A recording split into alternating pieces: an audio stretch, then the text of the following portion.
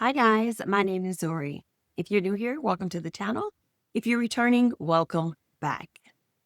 In this video, we're going to be talking about the top 10 reasons why your weight loss may have stalled if you are taking the awesome weight loss shots, aka Tirzepatide and Semaglutide, or the brand names Mounjaro, Wegovy, Zepbound, or Ozempic.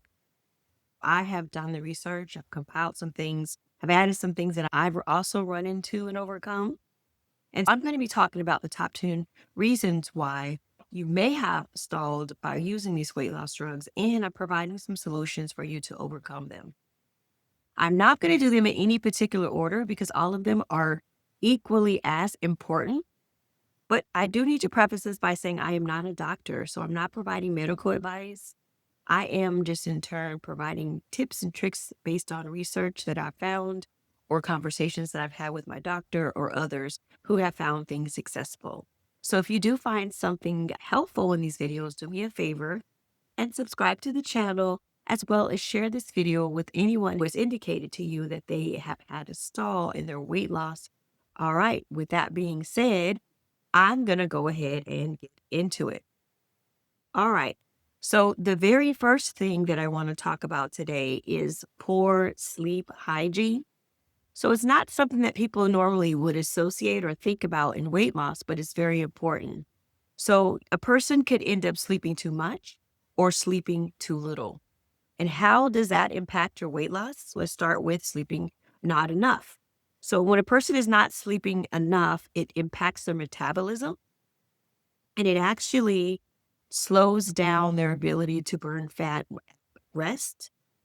So what happens at night is your body replenishes itself, it rejuvenates itself, and it is burning fat.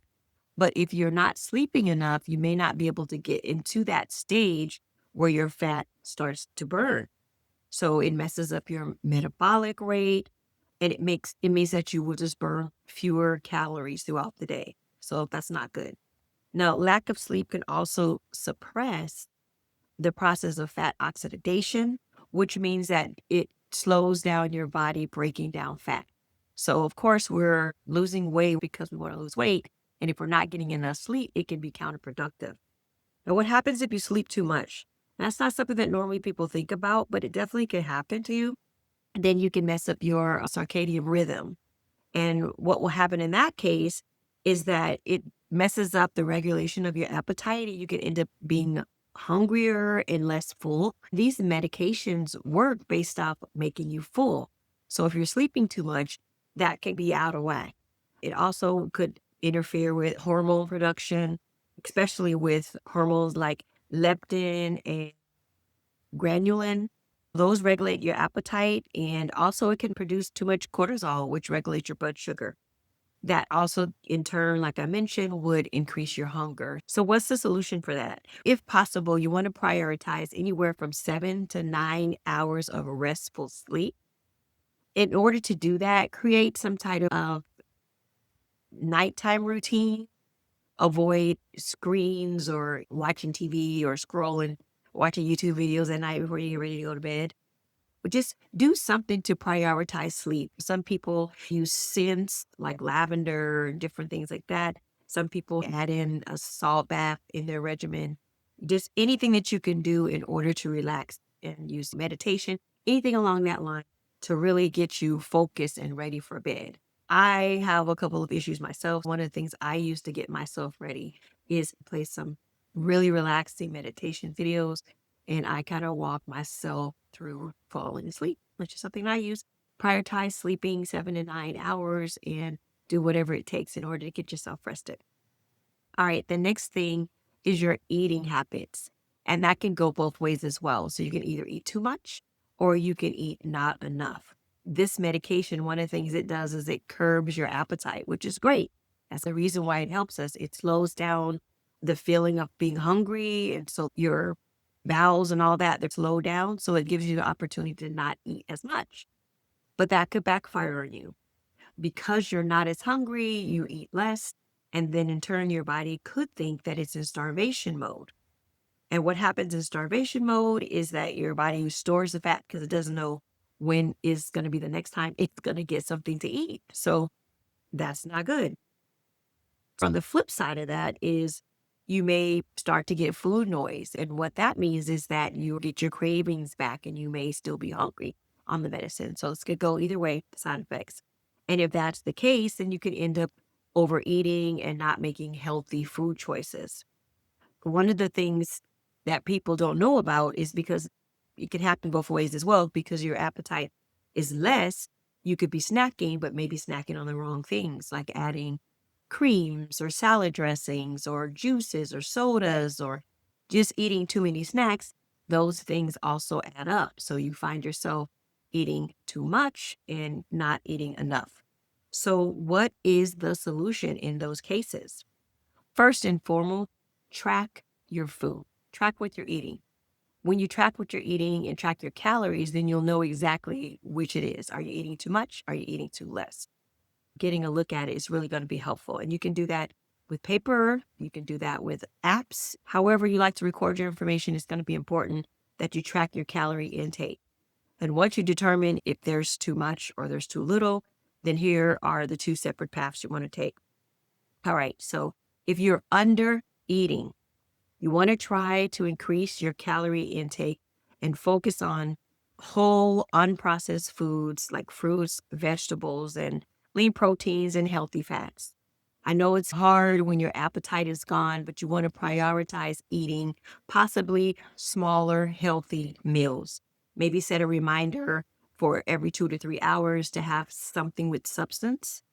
And then you want to also prioritize protein, and that's going to be a bullet that we talk about again.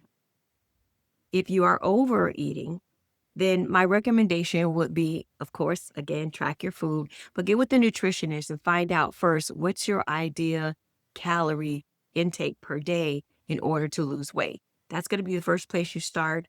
And then from there, you want to find out what you need to do to get on a deficit. So you want to be on a deficit from amount of calories, and you want to stay within that calorie deficit. So whatever your normal calories are, think about being 500 to 700 calories under that to cause a deficit for yourself. Make sure that you're tracking your food and your calories. Now, there are a lot of food apps out there and calorie counting apps. The one that I use is Carb Counter. There's Carb Magic. There's just so many. Just pick one. Start recording it. If you're not a digital person, then get out a pen and paper, get a notebook, put date on the top, and start recording what you're eating. You could be overeating or undereating. Very important. All right. The next one is going to be not eating enough protein. Not eating enough protein can affect your muscle mass and your overall metabolism. And a lot of these things that we're talking about today, they mess up your metabolism, which prevents you from losing weight. When you don't have enough protein, the problem is you're already on a calorie deficit. So the lack of protein is going to slow down your metabolism. And over time, it's going to cause you to have poor satiety. So the solution for this would be to aim to get 80 to 120 grams of protein, depending on your current weight. So you would try to include protein with every single meal. Now, even if you're a vegan or don't eat meat, you can still prioritize protein because there are different ways that you can do yogurts, you can do tofu. There are vegetable substances that have protein. You can get protein shakes. They've got bars, candies, you name it, they've got it. You could get it for protein and you can try some of those things. If you like meat, you could do fish, eggs, dairy, beans, nuts, seeds. Just make sure that you're to have protein at every single meal. That's going to help with the metabolism and get you going in the right direction. All right. The next one is not drinking enough water. This also falls into how the medicine works. Again, it takes away our cravings. So there may be times where we're just not thirsty. That is not going to work. You need to prioritize water. If we're not drinking enough, you could become dehydrated. And if you are dehydrated, that can impact several different functions in your body. We need the water, and it can prevent you from burning fat and losing weight. So not having enough water messes up your metabolism. It slows down waste removal. It gives you false hunger signals, so you can end up eating more. It can cause fatigue, which means may not necessarily move as much or work out as much. So you want to make sure that you have enough water throughout the day. So what is the solution to that? Aim for half of your body weight in ounces per day. So if you're 160 pounds, you aim for 80 ounces. And if you're a bottled water drinker like myself, that would end up being 5 bottles of water if in fact they were 160 pounds. Water aids your digestion, it supports your metabolism, and it can help with hunger control. Now, I recommend tracking your water intake, adding it to that log you're doing with your eating and your calories. You can use a tracker app for that as well, or you can buy one of those refillable bottles. So it has so much water in it, you'll know that that's how much you drunk the day. The next reason is not rotating your shot locations. It's important to move the shot around. So this shot is made to go in your arms, around your stomach, and in the top of your thigh. A lot of people use the shot and they use the same location over and over. And that's not necessarily good for you because one, it could cause scar tissue. And two, it could cause the medication to not absorb correctly over time. What is the recommendation for that? To rotate the location. Again, the arms, the stomach, you can go in and around all the way around the stomach. You can go up and down the arms and you can go up and down the legs. Definitely a lot of places where you can do the shot. So just rotate it. And you may find that if you are rotating the shot location, immediately you start losing weight. The next reason is constipation or not going to the bathroom enough.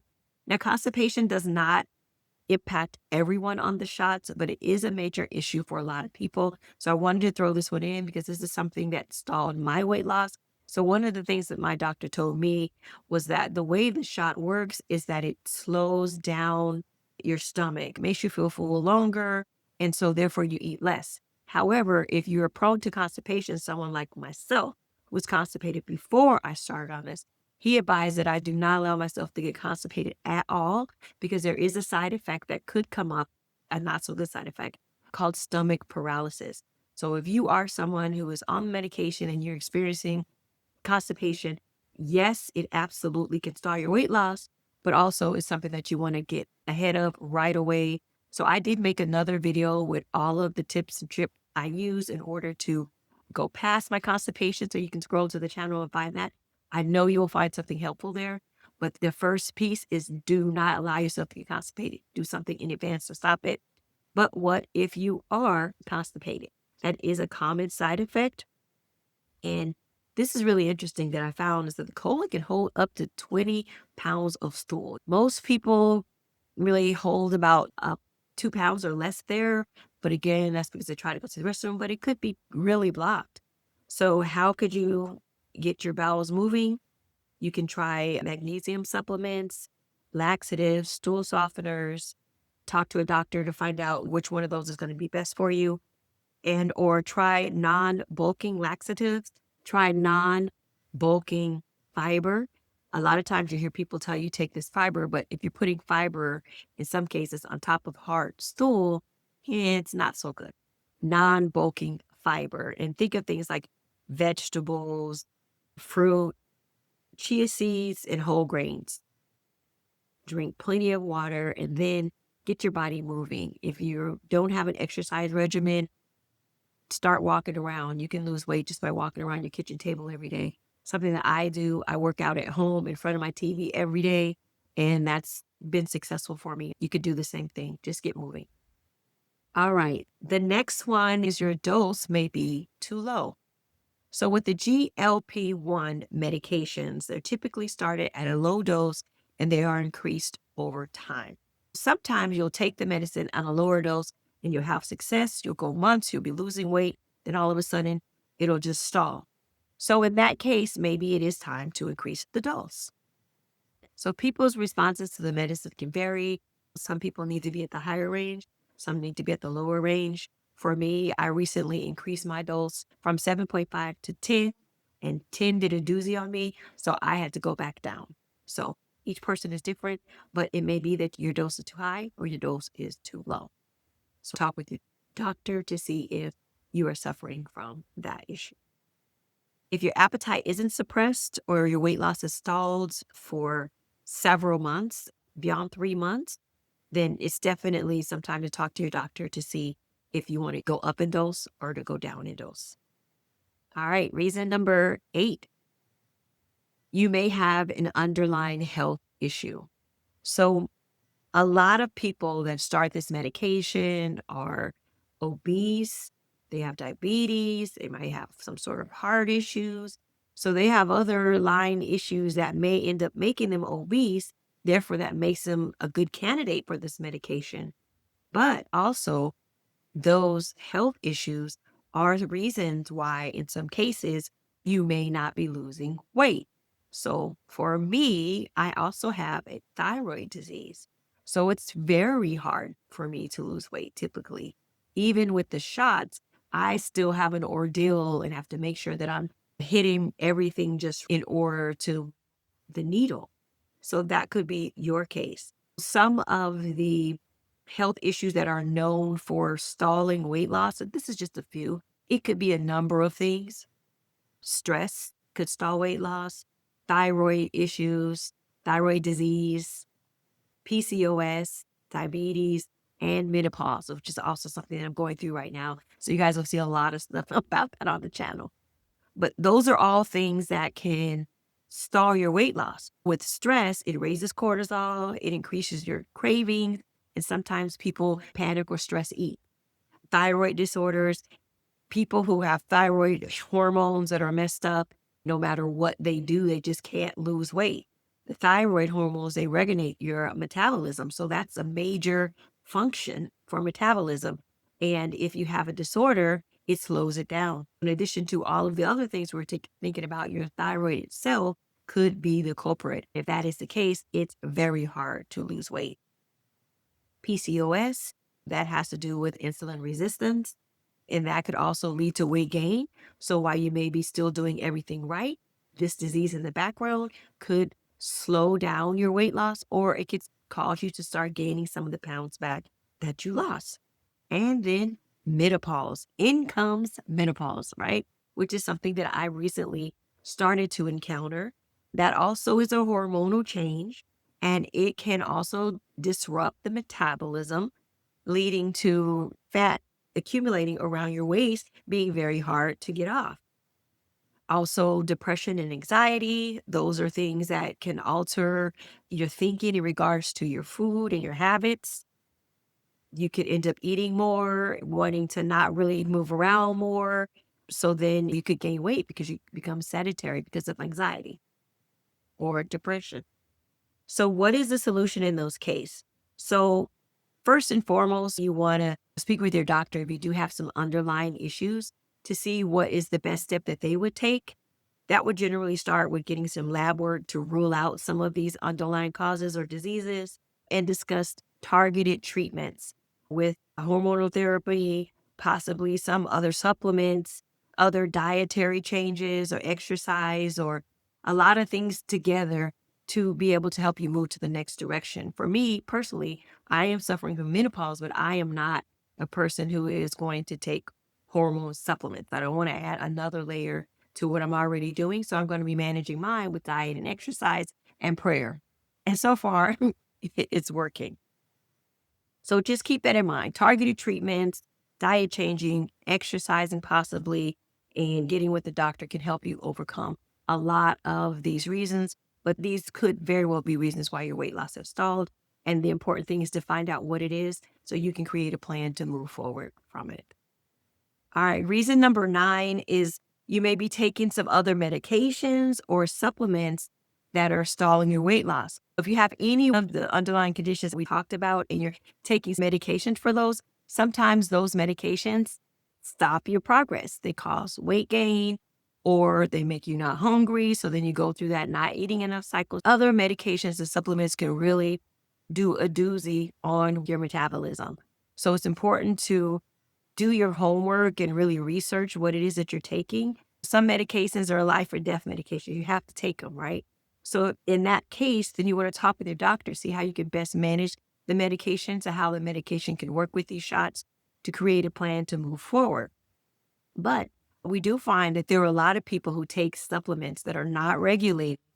Those supplements that are over the counter have sugar in them, they have extra calories in them, they have different things that combat what you're trying to do with the shot. So it's important to absolutely look into those things.